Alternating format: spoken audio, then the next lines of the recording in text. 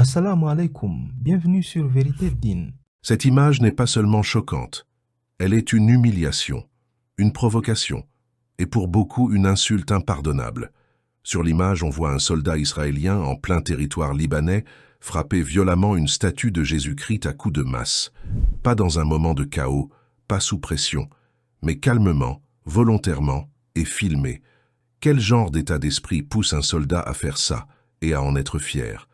Cet acte s'est produit dans le sud du Liban, une zone récemment envahie par l'armée israélienne en toute violation du droit international.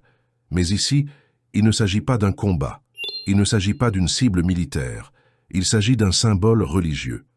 Détruire une statue de Jésus-Christ, ce n'est pas un incident, c'est un acte délibéré, brutal, profondément méprisant. Un acte qui dépasse la politique et touche directement à la foi.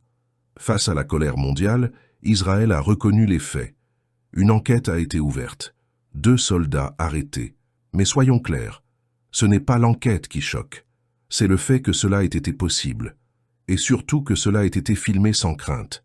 Car quand un soldat agit ainsi en toute confiance, cela soulève une question dérangeante. Se sentait-il vraiment seul ou protégé par une culture d'impunité? L'armée israélienne a indiqué que la statue détruite a été remplacée par une autre. Mais remplace-t-on une humiliation par un simple objet? Le député israélien d'opposition Ahmad Tibi a réagi avec fermeté. Ceux qui bombardent des mosquées et des églises à Gaza et crachent sur le clergé chrétien à Jérusalem sans être punis n'ont pas peur de détruire une statue de Jésus-Christ et de la publier.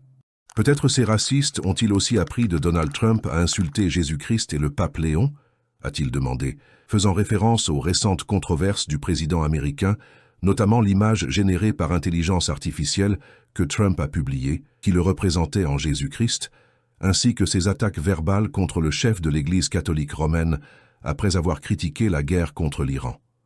Pour beaucoup d'observateurs, cet acte n'est pas isolé. Il s'inscrit dans un contexte plus large de violations répétées. À Gaza, plusieurs mosquées et églises ont été bombardées. À Jérusalem, des membres du clergé chrétien ont été insultés ou agressés. En Cisjordanie occupée, plus de 45 mosquées ont été vandalisées en une seule année. Et selon le Centre de données sur la liberté religieuse, au moins 201 incidents visant des chrétiens ont été recensés entre 2024 et 2025 en Israël. Ces chiffres ne sont pas anodins. Ils dessinent une tendance claire, celle d'une armée qui, à travers des actes répétés, semble n'avoir aucune notion du droit international et du respect de la liberté de culte. En islam, la vénération de statues est strictement interdite. Mais Jésus-Christ, paix sur lui, est un prophète honoré, profondément respecté. Le défendre fait partie de la foi. L'islam interdit clairement la profanation des symboles religieux, même lorsqu'ils ne correspondent pas à la croyance islamique, car le respect du sacré ne se négocie pas.